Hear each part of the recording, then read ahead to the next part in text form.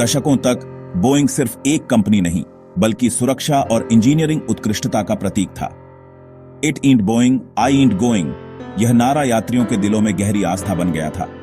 Boeing के विमान 747 queen of the skies से लेकर भरोसेमंद 737 तक दुनिया को जोड़ते थे। इंजीनियर हर बोल्ट, हर सिस्टम को बार बार जांचते, जैसे वे सिर्फ मशीनें नहीं बल्कि विश्वास बना रहे हों। एयरलाइंस बोइंग के नाम को गर्व से दिखाती थी और यात्रियों को विमान की पूंछ पर वो लोगो देखकर सुकून मिलता था। कंपनी गोल्ड स्टैंडर्ड थी, सुरक्षा और भरोसे की मिसाल। बोइंग ने यात्रा को आम और सुरक्षित बना दिया। परिवार, बिजनेस, ट्रैवलर, छात्र, सबने बोइंग पर भरोसा किया। यह विरासत पूर्णता की संस्कृति पर टिकी थी। लेकिन अब यह मजबूत छवि एक ऐसे इम्तिहान में पड़ने वाली थी जिसकी किसी ने कल्पना भी नहीं की थी। बोइंग के लिए एक नए उथल पुथल भरे अध्याय की शुरुआत हो रही थी। बोइंग पर भरोसा धीरे धीरे दरकने लगा।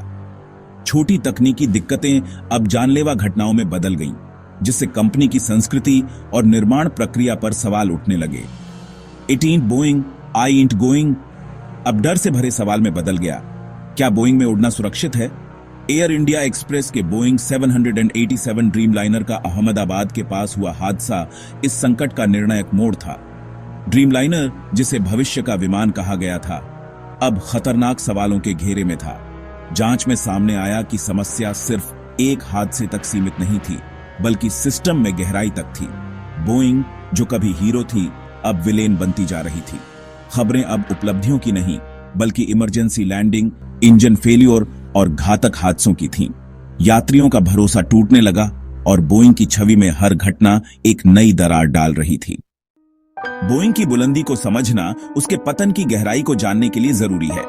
1916 में सिएटल के एक बोट हाउस से शुरू होकर कंपनी ने द्वितीय विश्व युद्ध में B-17 और B-29 बॉम्बर्स बनाए, जिससे उसकी छवि मजबूत हुई। युद्ध के बाद बोइंग ने 707 के साथ जेट युग की शुरुआत की। फिर 747 जंबो जेट ने अंतरराष्ट्रीय यात्रा को आम बना दिया। दशकों तक बोइंग इनोवेशन और सुरक्षा का पर्याय रही। 1997 में मैकडॉनेल डगलस के साथ विलय के बाद कंपनी दुनिया की सबसे बड़ी एरोस्पेस कंपनी बन गई। लेकिन यहीं से संस्कृति बदलने लगी। इंजीनियरिंग उत्कृष्टता से ध्यान हटकर वित्तीय प्रदर्शन पर आ गया। सुरक्षा प्रथम की संस्कृति अब लागत कटौती और उत्पादन गति के दबाव में आ गई। बाहर से कंपनी मजबूत दिखती रही, लेकिन अंदर ही अंदर फैसलों ने उस नाम को दागदार करना शुरू कर दिया जिसने पूरी इंडस्ट्री की नींव रखी थी। बोइंग 787 ड्रीमलाइनर को क्रांतिकारी विमान माना गया था। हल्का, फ्यूल एफिशिएंट, आरामदायक। लेकिन जल्दी ही इसमें गंभीर तकनीकी समस्याएं सामने आईं। सबसे डरावनी थी बैटरी में आग लगना। 2013 में 2 ड्रीमलाइनर विमानों में लिथियम आयन बैटरी जल गई, जिससे पूरी फ्लीट को ग्राउंड करना पड़ा। बोइंग ने बैटरी सिस्टम को फिर से डिजाइन किया, लेकिन समस्या यही नहीं रुकी। व्हिस्लर ब्लोअर्स ने बताया कि कंपनी में रफ्तार को सुरक्षा से ऊपर रखा जाता है और गुणवत्ता की चिंता अनसुनी कर दी जाती है। जॉन बार्नेट जैसे पूर्व क्वालिटी मैनेजर ने आरोप लगाया कि जानबूझकर खराब पार्ट्स लगाए जा रहे थे। ड्रीमलाइनर की जटिल वैश्विक सप्लाई चेन ने गुणवत्ता नियंत्रण को और मुश्किल बना दिया। यह विमान बोइंग की महत्वाकांक्षा का प्रतीक था, लेकिन अब उसकी बढ़ती समस्याओं का भी। बैटरी में आग और चेतावनियां शुरुआती झटके थे, आगे और भी बड़े हादसे होने वाले थे। ड्रीमलाइनर की समस्याएं चेतावनी थीं, लेकिन 737 मैक्स की त्रासदियां तबाही बन गईं। बोइंग ने एयरबस को टक्कर देने के लिए 737 मैक्स में बड़े इंजन लगाए, जिससे विमान के एरोडायनामिक्स बदल गए। इसे ठीक करने के लिए MCAS नामक सॉफ्टवेयर जोड़ा गया, लेकिन पायलट्स को इसकी जानकारी नहीं दी गई। अक्टूबर 2018 में लायन एयर फ्लाइट 610 क्रैश हो गई। 189 लोग मारे गए। खराब सेंसर ने MCAS को बार बार एक्टिवेट किया और पायलट्स अनजान थे। इसके बावजूद बोइंग ने विमान को सुरक्षित बताया। 5 महीने बाद इथियोपियन एयरलाइंस फ्लाइट 302 भी क्रैश हो गई। 157 लोग मारे गए। दुनिया भर में 737 मैक्स ग्राउंड कर दिए गए। भारत में स्पाइस जेट को सैकड़ों फ्लाइट्स रद्द करनी पड़ी। यात्रियों का भरोसा टूट गया। 737 मैक्स संकट ने कॉरपोरेट लालच, नियामकीय विफलता और मानवीय जीवन की अनदेखी की खौफनाक कहानी उजागर कर दी। जब बोइंग 737 मैक्स संकट से उबरने की कोशिश कर रहा था, जनवरी 2024 में अलास्का एयरलाइंस की फ्लाइट में डोर प्लग उड़ गया। 16,000 फीट की ऊंचाई पर केबिन में डिप्रेशराइजेशन हुआ, लेकिन चमत्कारिक रूप से कोई गंभीर घायल नहीं हुआ। जांच में सामने आया कि डोर प्लग के 4 जरूरी बोल्ट फैक्ट्री में दोबारा नहीं लगाए गए थे। यह साधारण गलती बोइंग की गुणवत्ता नियंत्रण की गड़बड़ी को उजागर करती है। FAA ने तुरंत 171 मैक्स 9 विमानों को ग्राउंड कर दिया और बोइंग की मैन्युफैक्चरिंग प्रक्रिया की ऑडिट शुरू की। हजारों उड़ानें रद्द हुई, यात्रियों की यात्रा बाधित हुई। FAA ने 737 मैक्स के उत्पादन विस्तार पर रोक लगा दी। यह घटना दिखाती है कि बोइंग की समस्याएं सिर्फ एक मॉडल या सॉफ्टवेयर तक सीमित नहीं हैं, बल्कि कंपनी की संस्कृति में गहराई तक फैली है।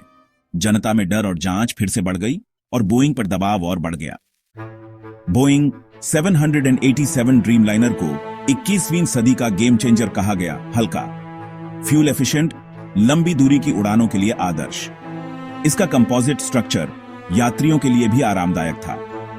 3 वेरिएंट 787, 8787, 9787, 10 एयरलाइनों के लिए आकर्षक थे, लेकिन जटिल ग्लोबल सप्लाई चेन और गुणवत्ता नियंत्रण की चुनौतियों ने उत्पादन में देरी और तकनीकी समस्याएं पैदा की। अहमदाबाद क्रैश के बाद DGCA ने एयर इंडिया के ड्रीमलाइनर फ्लीट की कड़ी जांच की। रिपोर्ट में कई तकनीकी खामियां और भरोसेमंदी की समस्याएं सामने आईं, जिन्हें लगातार मॉनिटरिंग की जरूरत थी। हादसे ने दिखाया कि एडवांस्ड टेक्नोलॉजी का वादा अगर सही तरह से लागू न हो तो वह चिंता का कारण बन सकता है, चाहे एयरलाइनों के लिए हो या यात्रियों के लिए। बोइंग की परेशानियां अब अंतरिक्ष तक पहुंच गई हैं। स्टारलाइनर स्पेस कैप्सूल, जिसे नासा के साथ मिलकर बनाया गया, लगातार विफलताओं से जूझ रहा है। 2019 की पहली टेस्ट फ्लाइट में सॉफ्टवेयर गलती से मिशन असफल रहा। बाद में प्रोपल्शन सिस्टम के वाल्व जाम हो गए। जून 2024 में पहली क्रू वाली उड़ान में भी हीलियम लीक और थ्रस्टर फेल हुए। अंतरिक्ष यात्री सुरक्षित रहे, लेकिन इतनी गड़बड़ियां बेहद चिंताजनक थीं। स्टारलाइनर की विफलताएं बोइंग की इंजीनियरिंग अनुशासन पर सवाल उठाती है। जल्दीबाजी, टेस्टिंग की कमी और खराब गुणवत्ता नियंत्रण अब सिर्फ विमानों तक सीमित नहीं, बल्कि पूरी कंपनी में फैली है। जब कंपनी एक नया स्पेसक्राफ्ट भी सही से नहीं बना पा रही, तो उसके विमानों पर भरोसा कैसे किया जाए? स्टारलाइनर की परेशानियां बोइंग के गहरे संकट का संकेत हैं। 2025 में बोइंग एक अहम मोड़ पर है। कभी सुरक्षा की मिसाल रही कंपनी अब कॉर्पोरेट पतन का उदाहरण बन गई है। ड्रीमलाइनर की आग, अहमदाबाद क्रैश, 737 मैक्स हादसे और अलास्का एयरलाइंस की घटना, इन सब ने भरोसे का संकट पैदा कर दिया है। ये सिर्फ पब्लिक रिलेशंस की समस्या नहीं, बल्कि यात्रियों के विश्वास का बुनियादी टूटना है। इसे दोबारा बनाना सिर्फ वादों से नहीं होगा, कंपनी की संस्कृति में गहराई से बदलाव लाना होगा। फोकस फिर से इंजीनियरिंग, उत्कृष्टता और सुरक्षा पर लाना जरूरी है। इंजीनियरों को खुलकर बोलने का अधिकार, सप्लाई चेन में गुणवत्ता नियंत्रण और सुरक्षा को इकलौती प्राथमिकता बनाना होगा। दुनिया देख रही है, क्या बोइंग वाकई बदल सकता है? नई लीडरशिप और FAA की निगरानी के बावजूद गहरी समस्याएं इतनी जल्दी नहीं जाती। हर सुरक्षित उड़ान मदद करेगी, लेकिन एक भी नई घटना सब मिटा सकती है। आखिरकार सवाल वही है, जब आप बोइंग विमान में चढ़ते हैं तो क्या आपको भरोसा है? उस भरोसे को दोबारा पाना बोइंग की सबसे लंबी और मुश्किल उड़ान होगी। हालांकि अहमदाबाद दुर्घटना के मद्देनजर नागरिक उड्डयन महानिदेशालय यानी DGCA ने एयर इंडिया द्वारा इस्तेमाल किए जाने वाले सभी बोइंग 787-8 और 9 ड्रीमलाइनर विमानों की अतिरिक्त सुरक्षा जांच का आदेश दिया। DGCA ने कहा है कि एयर इंडिया द्वारा इस्तेमाल किए जाने वाले बोइंग 787 ड्रीमलाइनर विमान के निरीक्षण में कोई महत्वपूर्ण सुरक्षा मुद्दा नहीं पाया गया। DGCA ने यह भी आकलन किया कि विमान और उसका रखरखाव सुरक्षा मानकों को पूरा करता है। DGCA का यह आकलन एयर इंडिया और बोइंग के लिए, आप कह सकते हैं, बड़ी राहत है। एयर इंडिया के पास 33 ड्रीमलाइनर विमान हैं, जबकि अन्य भारतीय कंपनियों के पास अपने ड्रीमलाइनर विमान नहीं हैं। अहमदाबाद दुर्घटना में शामिल एक 787 ड्रीमलाइनर विमान था। कभी उड्डयन सुरक्षा का प्रतीक रहा बोइंग, अब सवालों के घेरे में है। दुनिया भर में हुए इन हादसों और तकनीकी गड़बड़ियों ने बोइंग की विरासत और भविष्य पर एक बड़ा सवालिया निशान लगा दिया है। क्या बोइंग अपनी खोई हुई प्रतिष्ठा और यात्रियों का विश्वास वापस हासिल कर पाएगा? ये तो समय ही बताएगा।